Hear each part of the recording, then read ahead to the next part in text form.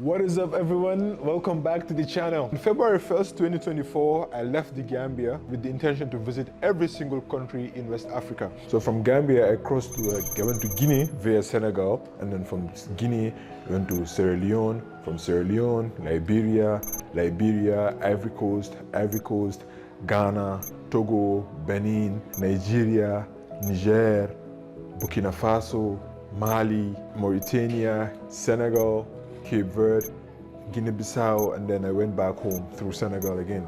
This whole journey took like 5 months. This one I'll be sharing the worst experiences, the toughest border crossings right now. The hardest countries to film, and the emotional, physical, and mental toll this trip took on me. So question number one, worst experiences, challenges, difficulties. The main one is really movement, logistics, moving around, going from one country to another, like the borders. Africa, I will not say Africa because I just concluded my East Africa trip. West Africa is East Africa is so easy. When I started with East Africa, I got to this border. It was just done. I was like, that's it. They said, that's it. I was just done. I was like, wow. But West Africa is like, you are going to war. Crossing from one country to another, it's like you are going to war, man. In East Africa, all the borders, they have like one building where both Kenya and Tanzania, they're just there. Right? That's the border. Like that's where you go. Fat, you just sort everything. Everything is transparent. It's open. You are seeing. But West Africa, that's not the case. If you are getting to Togo, you have to go to the Togo side. They stamp you, and then you have a lot of agents. They are rushing you. Come, let me help you. I mean, they are not even want to help you. They just want to. 9 times out of 10, they are working with the border officials, so they're trying to rip you off. And then you go to the other side as well. The Benin side, it's also the same thing as well. So it's a lot of hassle and challenges and frustration. A lot of time, And also in East Africa, I noticed like if you're moving around, once you get to the border, they have like a security scanning machine. They just scan you once, boom, you're done. You just get in, no checkpoints, no whatsoever. It's scan everything they see. But no, for example, if I'm going from Gambia to Senegal, at the border, they'll just do check, and then you go, there's one useless customs officer sitting down there. He'll stop the bus, everyone comes down, he'll start searching your bag like this, each one, just wasting people's time. Instead of just having a security scanning machine somewhere, do it once and for all, let people move, but no, they just waste your time, So these logistics issues, really, this movement, and then now we wonder why our trade, our living are not doing well. Why would it do well? We are like our barriers, we are our own barriers, we are blocking ourselves, I think the worst borders, like the top 3 corrupt, worst borders in West Africa, Nigeria is up there, because of the number of checkpoints and the harassments that obviously I did not get any harassment because I was in a police vehicle, but I saw what is happening there. And then Liberia, and then Sierra Leone, like the top 3. That all of the West African borders really are corrupt and it's really not easy to navigate. But the top 3, for me, based on experience, are these ones. Liberia, crossing the Liberia border, it was a nightmare. And the mistake I made was I crossed with a bike, right?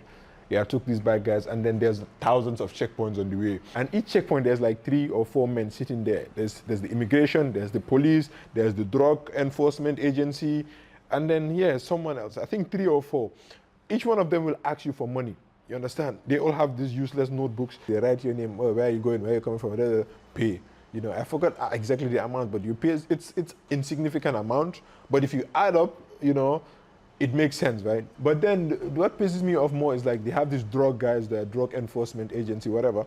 These are guys that are supposed to fight drugs, and they'll tell you, okay, so now there's 2 options here. You either pay us, and then you don't search your bag,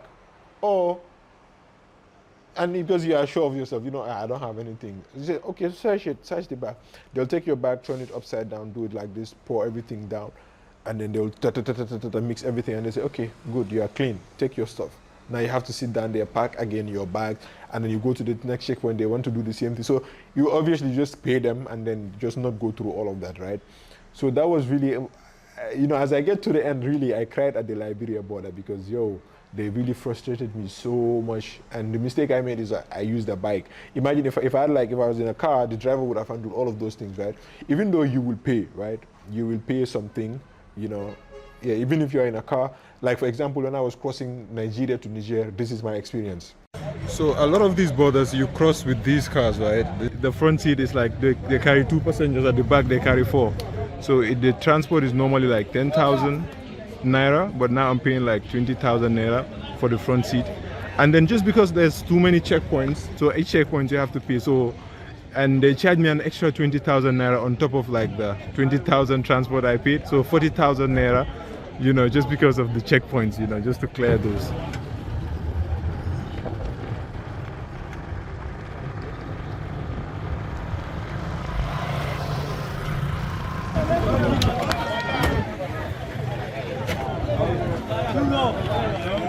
Man, I'm here at Burkina Bamako border, man. So apparently Gambians are not allowed to go into Mali. More than 12 hours on the road. I have to go back to Ouagadougou, take a flight to Mauritania. Yeah, man, traveling to Africa, man, it's really, really, really hard, man. Really, I do not recommend. This was like the toughest or the most adventurous thing that I did, right? That I've ever done. But during the trip, the moment that I really realized that this is serious, this is peak, was when my father was like, oh, you know, now I have a return ticket for you, you know, just in case you feel like, oh, you cannot do it anymore, just drop everything and just come back. That's the moment I know, wow, now this is serious. Because my father is the type of person that if there's a pool of fire here, there's a pool of water for no reason. My dad will tell you, jump in the fire. But you'll tell him, but Baba, I will die if I jump into this. Yeah, but you never know, you can find something in there. So for you to tell me that, okay, I have a return ticket for you, you can just drop this and come back, I just know, wow, now this is serious. There's more negative things that happen than positive, really. It's funny because now imagine for us, like Africans, to travel to Europe, it's very free. They'll tell you, bring your documents of your forefathers, your ancestors, bring this, bring that, bring that, bring that. But now you said, okay, I want to travel in my own continent now. It's another challenge. A European have it easier to travel within Africa than me. Even though I have the ECOWAS passport, I'm traveling to West Africa. He has better experience than I. I was crossing in Senegal with my Gambian passport. I had to pay, you know, they charged me, they said 5,000 CFA. I know I'm not supposed to pay, but now I'm used to these things at the borders, right? But this guy here, he didn't pay, right? He asked, they tell him 5,000. He said, no, I'm not supposed to pay. I checked it online, my German passport, and he did not pay, right? But you see, if it was me, I did that. I tried doing it on some borders, right, where I'm not supposed to pay anything. I told them, look, I'm not supposed to pay. This is my garment. It's ECOWAS. We are all one. They'll tell me, okay, the car will go. You sit here. They'll waste your time, right? They have nothing to lose. Like they have the whole day there. That is their job, the police. You are on your journey. You can't afford to miss the car and before you get another car. So you just pay and then go. Right? Yeah, but I have the privilege because I'm white. So these are things that you face, you know, when you're traveling in Africa. You see, when I was traveling with that Spanish guy in Mauritania, we went around first from Nouakchott all the way to Atar, Terji, to Zuera. They asked us for our passports, right? But I never paid anything. We just checked it and we moved. But when I was coming back from Nouadhibou, you know, the Spanish guy, he left for Western Sahara to get into, to go to Spain. And I was coming back alone. The first checkpoint, they checked my passport, I paid 2,000 of their currency. Because they should look at my Gambian passport and say you're supposed to pay. I'm like, what? You paid when you were coming from Nouadhibou? You did not pay. You see, is it like this, traveling through Europe? Is this the same experience? But the idea like borders, like you come, you stamp your passport, you do it. Oh, for you, yes. Yeah, but for you? No. I can travel all over Europe with just going through. Because Europe is like a union. Yeah, but we also have the ECOWAS, you know, the West African Union. Yeah, this union is different. This really has to change, man. This really has to change. It's frustrating. You cannot go outside of the continent because of how weak your passports are and how they frustrate. And now in your own continent, you cannot do it, man. And you know, I had this conversation with my dad. I was like, you know, whenever I face these challenges at these borders, and my father would say, oh, you see how terrible the borders are. You've seen it. It's good that you're seeing, you're experiencing it. Hopefully, you guys, you can do something about it because our generation, clearly, we have failed. You know, this trip, I was planning to do it by road. Every single country, I wanted to do it by road, right? But then I ended up flying some places, right? Because I got to the Mali border, more than 12 hours on the road from Ouagadougou to Bobo-Dioula. So I went all the way to the Mali, you know, Burkina border. I got there, they sent me back. They said they have it there, Gambians are not allowed to enter here. I think it's because of the back way, the illegal migration to Europe, something like that. You know, Gambians use that way. So they just said, no, we cannot go in there. I showed them all the work that I do. They said, no. I had to go back to Ouagadougou, spend 2 days there or something, fly to Bamako, then Bamako as well, to go to Mauritania as well. The borders, they had problems, right? These two countries, they had problems and the borders were closed, so you had to fly again, you know? So even in Niger, from Niger to Burkina, There's a way that like 6 hours you get in, but that border also there were rebels there as well. So I had to take another way that is like it took like a long. You have to go in through Benin, Togo. You have to imagine you have to cross two countries, other countries to get to Burkina Faso. Even though there's Niger and Burkina, there's a border there, but you could not go through because there were rebels there. Mali as well, I faced some serious challenges there. I spent like close to 24 hours on the road going from Bamako all the way to Djenné. Right, this place, very beautiful place. Yeah, it has this modern mosque, you know, this Afro-Sahelian architecture, a really beautiful place, right? And during the journey going there, it was tough. I spent nights on the road just with using my prayer mat and my bag as a pillow, you know. I got there, I got to that place, right? This very cool hotel, you can see. So I don't know what got around that, oh, there's someone here. I look very different as well from there. And I had like my turban and stuff. And then, you know, the Tuareg, the Fulani, they are like rebels there. They're causing a lot of problems there. I don't know their side of the story, but I just know the Fulanis as well, my people, they're also causing a lot of problems in these places, you know. So I got there, the police, they kicked me out. They said, you know what, it's good that you came here to report yourself because we've received some word about someone who's in here and it looks very suspicious and things. So this is for your own safety. Please leave. They had to go back again, another 24-hour journey back to Bamako, you know? Yeah. And you know the reason why this journey takes long? Even if it's a journey of 8 hours, it will take you 24 hours because of the checkpoints, you know? And I remember in these cars, in these checkpoints, every time military will stop us. And then at some point, there was a guy next to me. He's a mother. When they ask you, well, don't show them your passport. Tell them you don't have anything, right? So that's now any checkpoint, I just say, me Allah. So I ended up paying less, you know, without showing any, I was not showing any document, but I was still paying, but it was less than when I was showing my document, right? This place as well, what's it called? Guinea as well, not very cool. You know, the police, they took my drone. There was no laws, like, there were really no laws, drone laws, because I checked online, there were no drone laws, but they just took it. Again, military guys, you know, they just do whatever they want and then they get away with it, right? They take me from one police station to one military camp, and we just keep going around, and at some point they decided, okay, you know what, just write this, we'll give it to you when you're leaving. When I was leaving, they never gave it back, you know. My drone is still there in Guinea, you know. And these guys, they don't care about bad PR, you know. That's why the tourism in that country is not doing well, because the guys, you know, your experience about a perception about every country, it starts at your entry, so these guys, bad PR, they don't care. Like, do your worst. That's the vibe that they give you. Do your worst, you know. After all of that, the guy, the police officer that used his car to take me around from one station to another, he said I should give him money because he uses fuel, you know. So I was like, I had to give him another like 5,000 CFA, you know. So it was like really, really long, man. And then these military guys, man, you cannot just say, oh, this is my right, they will beat the hell out of you. That's why these military rules, you know, if you have a good one, you're lucky, but most of it, it's really not. I mean, I should not be saying this, my father is like a military guy, you know, but, you know, soldiers are like my uncles and stuff, but, you know, no, military rules, military guys, no. Burkina Faso as well, it was the same, you know. But for Burkina, really, I understand. Burkina and Mali, generally, I understand why it is like that, you know. They have this thing, and also it is their own people. All those Fulani that I'm saying, they are the rebels or whatever, they are Burkina-based or Malians. They are like nationalities of those countries. So it is, if you cannot trust your own people in your own country, obviously you will not trust someone having a Gambian passport and they have cameras in their bags. So really, I understand, right? And obviously Mali, I don't see myself going back there. But Burkina, really, I want to go back there just because of my Tom, you know, the work that he's doing, my namesake, Ibrahim. You know, I really want to go back there again to see. Even though most of the things that you see online about it's exaggerated, it's fake news, right? In Africa, we need to stop doing these things. When we start doing good, everyone is shouting, and that is why now you'll say, oh, they want to invade us. Because you talk too much. Keep quiet and do your thing, you know, keep it low and just do the work, you know.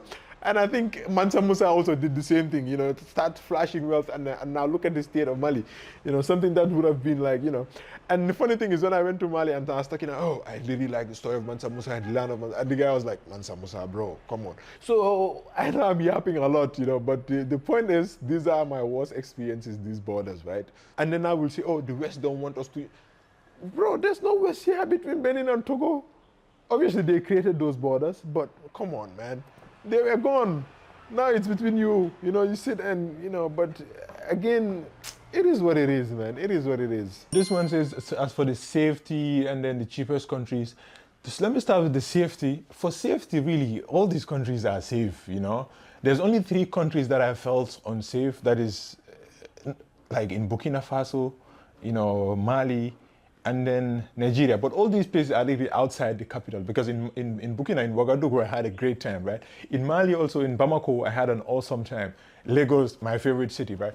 But then once you go outside, really, especially in Burkina Faso, that place was like, because, you know, I'm Fula, and then there, the Fullers, they're doing like, they'll kill them, they're killing them and just butchering them like this, you know. So I was just scared because I didn't want them to mistaken me for, you know, one of the Fullers there that want to like destabilize the government or destabilize the country or something like the terrorists, right? Or the rebels. So that one really, it was just like, I was scared because of that. And then there's a lot of, you know, military guys, gunmen. Check, but like security in Burkina is tight as what, you know? Even if you're there with good intentions, you are scared. So imagine you're going there with bad intentions, right? So yeah, Burkina, I felt unsafe there, you know, outside, but in Ouaga, it was really dope. I had a great time. Mali as well, it was the same thing, right? It's the same, this military, you know, this Fula terrorists, whatever. I felt really unsafe. I was like really in a hurry to get out of there, you know? And then for Anambra as well, you know, these armed robbers and things, that place also I felt unsafe, you know. But I would say, apart from that, just going around these different countries, everywhere is really safe, you know, except the things that you won't do in your country, like don't go to this place at night, don't go here alone, you know, things like that, right? Yeah, just that. But other than that, everywhere is safe. And I see some people also comment in my comments, they say, oh, you are saying this because how about me as a white woman? How about me as a woman? I really don't know. I have not traveled around like a woman or something, but you know, there are women doing these things and then nothing is happening. They're safe. And yeah, so all these places generally, you know, they're safe, right? So that's the thing. And also because the way you are built, for me, like, you know, your physique, it also adds, even though you're like the biggest softie like me, but people just see you and they think that, oh, I should not mess with this guy. Even in Anambra, that place, there's someone tried, like I went to the Onitsha market, someone tried to take my phone. Like I was in the car, I was sitting down, and then this guy came, took my phone, he said, yeah, this is mine now. I was scared really, but because, you know, I was told that place is very dangerous. But as I got out of the car, because I'm very like, you know, tall, and I was looking, I said, hey, do you know who I am? And then the guy gave me my phone back. And that's what I like about Nigeria, right? Everyone is threatening each other. Do you know who I am? Someone that is a total nobody, right? They're just there, do you know who I am? So I just did that, and, you know, the guy gave me my phone, right? So sometimes like the way you're built also helps, but if you're a woman or a white woman, you're walking alone at night in Dakar, you'll get robbed, obviously, right? So things like that. When I went to Praia, they told me, oh, this place, don't go there. There are gangs there, right? So no matter how built or tough you are not Jackie Chan, and this is real life. So 2-3 people, they'll beat you and take your stuff, and you know. So it's just pretty much that. Just, you know, being mindful of your surroundings and things. But as for pickpockets and things like that, yes, those things they're everywhere, right? As for the next one is cheapest countries. Again, it's also like the same. All these countries, West Africa, like all similar, except a few. Maybe when you get to the capitals, they're like a bit expensive, like Abidjan, you know. Dakar is expensive as what. And Monrovia as well, very expensive, right? Some places like a little bit expensive, right? Because I had this budget that, you know, I will not pay above $20 a night on accommodation or whatever, right?